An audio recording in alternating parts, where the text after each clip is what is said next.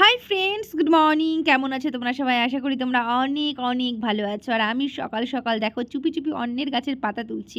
আর কেন তুলছি সেটা দেখার জন্য কিন্তু পুরো ভিডিওটা তোমাদের দেখতেই হবে। চলো তাহলে শুরু করা যাক। বাড়িতে ঝটপট দিয়ে এসেই কিন্তু আমি এইখানে এই যে ধুয়ে নিয়েছি পাতাগুলো, আর সঙ্গে একটু পেঁয়াজ নিয়েছি। কেন নিয়েছি সেটা বলছি, কারণ ভাবতেই পারো পেঁয়াজ দিয়ে এটা আবার কোনো রেসিপি করছে নাকি, না সেই রকম না। আর এইখানে দেখো ওই বেসনের বাটারটা তৈরি করে নিয়েছি, আর ওখানে তেল গরম হয়ে গেছে। ভিডিও করার জন্য একটু বেশি গরম হয়ে গেছে, যেহেতু আমাকে ক্যামেরাটা আবার অন করতে হচ্ছে। এইবার আমি এই পাতা দিয়ে বড়া করে নেব, আর তারপরে যেটা বেঁচে থাকবে সেটা দিয়ে পেঁয়াজ দিয়ে একটু পকোড়া করব। আর চলো তাহলে দেখতে থাকো কেমন হয় দেখিনি। আর এই বড়া তোমরা কে কে খেয়েছো অবশ্যই জানাবে। আমি ছোটোবেলা খেয়েছি, অ্যাকচুয়ালি ফ্রিতে বলে কথা না, ছোটোবেলা মা যখন করে খাওয়াতো তখন অতটা ভালো লাগতো না, জোর করে খাওয়াতো যে খেতে হয় একটা ওষুধ মনে করে। কিন্তু এখন ওই ফ্রিতে পেলাম তো, রাস্তায় হাঁটছিলাম তাই মায়ের কথা মনে পড়লো আর নিয়ে আসলাম। যাই হোক, আমিই খাবো, ছেলে আর খাবে না আমি জানি। তো দেখো আবার কত সুন্দর ফুলেও গেছে, ও বাবা, তো দারুণ ব্যাপার। তুই পয়সা দিয়ে কিনিনি তো ওর জন্য, আর পয়সা দিয়ে কিনলে সেটা আবার অনেকভাবে তৈরি করতে হতো। যাই হোক, প্রতিদিন ভালোই হয় এরকম হাঁটতে গিয়ে কিছু না কিছু যদি পেয়ে যায় ফ্রিতে, তাই না?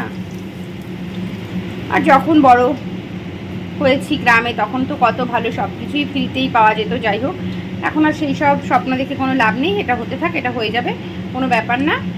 তো চলো দুটোই থাক, আর তো কেউ খাবে না। এবার দেখা যাক, আমি পেঁয়াজটা করে নিই। এদিকে পেঁয়াজগুলো কেটেছিলাম পেঁয়াজি বানানোর জন্য, কিন্তু ভুলেই গেছিলাম পেঁয়াজ দিয়ে বেসন দিয়ে চটকে তারপরে খানিকক্ষণ রেখে দিয়ে তারপরে তো পকোড়া করতে হয়।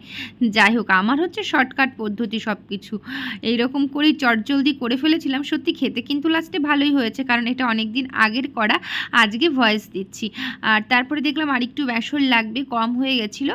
তারপরে বেসন দিয়ে চটকে চটকে নিয়ে তারপরে আমি জাস্ট এই যে এরকম করে ভেজেছিলাম।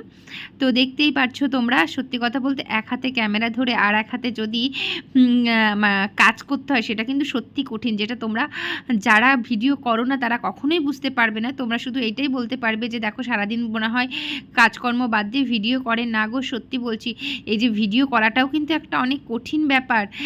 যে একা একা রান্না করছি, একা একা ভিডিও করছি, কোন সময় কোন ভিডিওটা নেব, এটা কিন্তু অনেক কঠিন। তোমরা একটু করে দেখো, তাহলে বুঝতে পারবে এই সমস্যাটা। যাই হোক, তো এই করতে করতে দেখো আমাদের বড়া ভাজাও প্রায় শেষের দিকে। আর পেঁয়াজিটা কিন্তু একটু হালকা আঁচেই ভাজতে হয়, মানে গ্যাসের ফ্লেমটা একটু কম করে দিতে হয়, বেশি জোরে দিয়ে। দেখো আমার ভাজা হয়ে গেছে। আর এই সমস্ত ভাজা খেতে, মানে ভাজা পোড়া যাই হোক না কেন, ভাজা পোড়া বলে তো, সত্যি কথা বলতে যতক্ষণ না ভাজা হয় ততক্ষণ ভালোই লাগে না।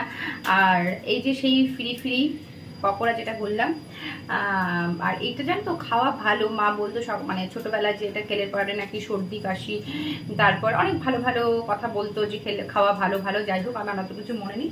আর সঙ্গে রয়েছে আজকে এই যে পান্তা ভাত, বড়ার সঙ্গে পান্তা ভাত খেতে তো ভীষণ ভালো লাগবে। চলো আর বেশি কথা বলবো না, কারণ এইগুলো এখন খেতে হবে। চলো।